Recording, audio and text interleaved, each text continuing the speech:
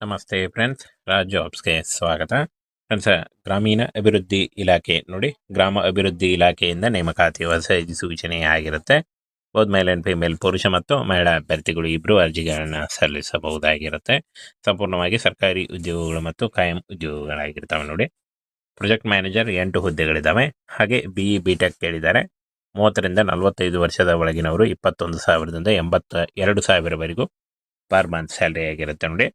Regional manager 6 ಹುದ್ದೆಗಳಿದ್ದಾವೆ.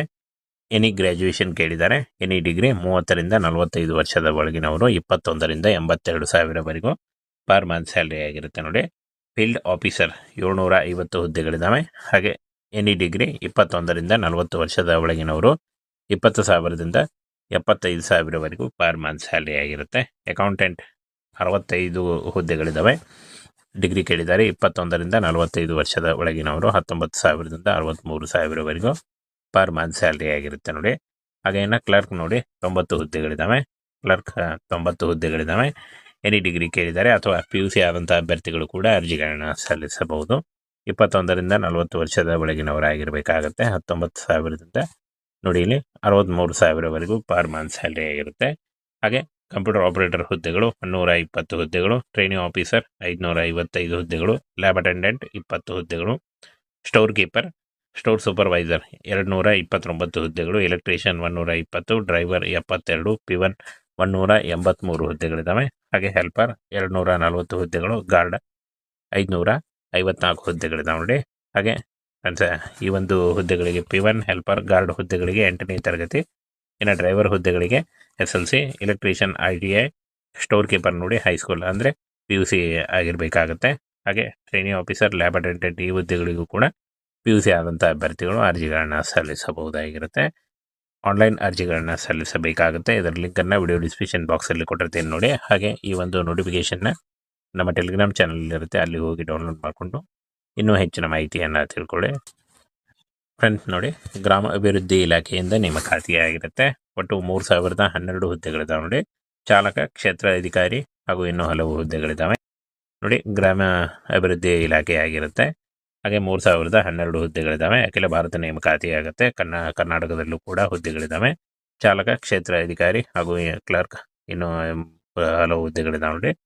ಸಂಬಳ 15,000ದಿಂದ 82,000ವರೆಗೂ per month salary ಆಗಿರುತ್ತೆ ನೋಡಿ. ಇಲ್ಲಿ ಯೋಜನಾ ವ್ಯವಸ್ಥಾಪಕರು, ಪ್ರಾದೇಶಿಕ ವ್ಯವಸ್ಥಾಪಕರು, ಹಾಗೆ ಕ್ಷೇತ್ರ ಅಧಿಕಾರಿ, ಲೆಕ್ಕ ಪರಿಶೋಧಕ, ಗುಮಾಸ್ತ, ಕಂಪ್ಯೂಟರ್ ಆಪರೇಟರ್, ತರಬೇತಿ ಅಧಿಕಾರಿ, ಪ್ರಯೋಗಾಲಯ ಸಹಾಯಕ ಹಾಗೂ ಅಂಗಡಿ ಮೇಲ್ವಿಚಾರಕ, ಎಲೆಕ್ಟ್ರಿಷಿಯನ್, ಚಾಲಕ ಮತ್ತು ಪಿವನ್, ಸಹಾಯಕ ಕಾವಲುಗಾರ ನೋಡಿ. ಇಷ್ಟೊಂದು ಹುದ್ದೆಗಳಿದ್ದಾವೆ. ಈ ಒಂದು ಹುದ್ದೆಗಳಿಗೆ ಆಯ್ಕೆ ಮಾಡಿಕೊಂಡು ನೀವು ಅರ್ಜಿಗಳನ್ನು ಸಲ್ಲಿಸಬಹುದು. 8ನೇ ತರಗತಿ, 10ನೇ ತರಗತಿ, ITI, PUC, BE BTech, any degree, ME MTech ಆದಂಥ ಅಭ್ಯರ್ಥಿಗಳು ಕೂಡ ಈ ಒಂದು ಹುದ್ದೆಗಳಿಗೆ ಅರ್ಜಿಗಳನ್ನು ಸಲ್ಲಿಸಬಹುದಾಗಿರುತ್ತೆ. ಯೋಜನಾ ವ್ಯವಸ್ಥಾಪಕರು BE BTech ಕೇಳಿದ್ದಾರೆ.